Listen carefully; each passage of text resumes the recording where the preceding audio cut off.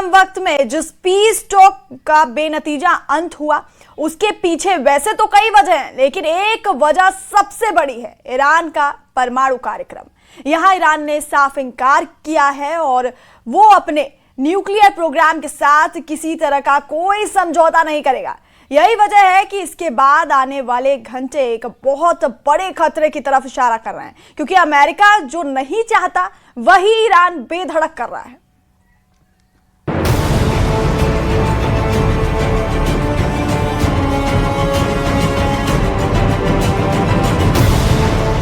Israel के Ben Gurion airport पर विशाल अमेरिकी वॉर प्लेन का जमावड़ा लग रहा है। इस्लामाबाद के पीस पॉइंट से शांति की प्रस्तावना लिखने वाले पोस्टर हटाए जा रहे हैं।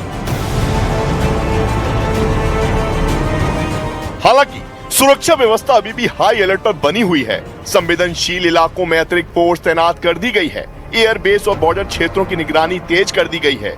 किसी भी अप्रत्याशित स्थिति से निपटने के लिए पाकिस्तान अलर्ट मोड पर है।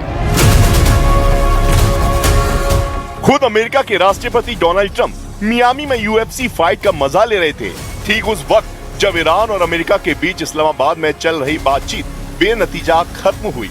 इस दौरान ट्रंप के साथ विदेश मंत्री मार्को रूबियो भी मौजूद थे।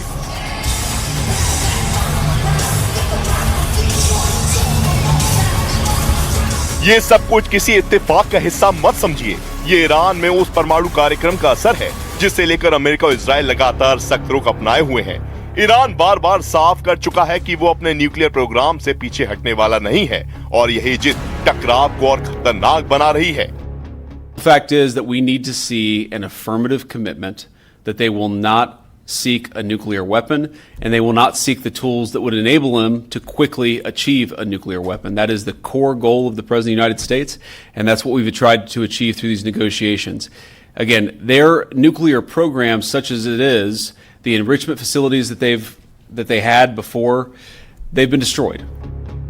इसी बीच इजराइल के बेन गुरियन एयरपोर्ट पर अमेरिकी वॉर प्लेन्स की मौजूदगी संकेत दे रही है कि हालात सिर्फ बातचीत तक सीमित नहीं है। कूटनीति के दरवाजे बंद होते दिख रहे हैं और सैन्य विकल्प धीरे धीरे हकीकत बनते जा रहे हैं। यानी आने वाले दिनों में ये टकराव सिर्फ बयानबाजी नहीं बल्कि एक बड़े संघर्ष का रूप ले सकता है, क्योंकि ईरान वहां अड़ा है जहां खतरा बड़ा है। रिपोर्ट्स के मुताबिक अमेरिका और इजराइल दोनों ही देश इस बात का दावा कर रहे हैं कि 40 दिनों की जंग में ईरान के न्यूक्लियर ठिकानों को तबाह कर दिया गया है, लेकिन जमीनी हकीकत इन दावों से कहीं ज्यादा जटिल नजर आ रही है। ईरान का न्यूक्लियर नेटवर्क पूरी तरह खत्म नहीं हुआ, बल्कि कई हिस्से अब भी अंडरग्राउंड और छिपे हुए माने जा रहे हैं।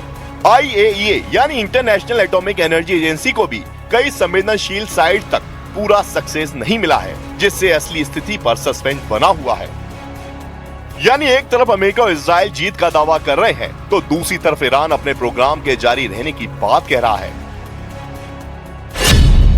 एक अनुमान के मुताबिक ईरान के पास अभी भी इतना यूरेनियम मौजूद है जिससे 10 परमाणु बम बनाए जा सकते हैं। यही वो सच है जो इस पूरे टकराव को और ज्यादा खतरनाक बना देता है। ईरान के पास मौजूद यूरेनियम और अधूरी निगरानी दुनिया के लिए सबसे बड़ी चिंता बन चुकी है। अमेरिका और इजराइल इसे खत्म करने की बात कर रहे हैं, लेकिन ईरान इसे अपना अधिकार बताकर पीछे हटने को तैयार नहीं है। यानी एक तरफ परमाणु क्षमता, दूसरी तरफ सैन्य तैयारी और बीच में फेल होती कूटनीति। ये समीकरण साफ इशारा कर रहा है कि आने वाला वक्त सिर्फ तनाव नहीं बल्कि एक बड़े टकराव की ओर बढ़ सकता है। और अगर ये टकराव भड़का तो इसका असर सिर्फ इस क्षेत्र तक सीमित नहीं रहेगा बल्कि पूरी दुनिया इसकी चपेट में आ सकती है। खाना बेटो बदलो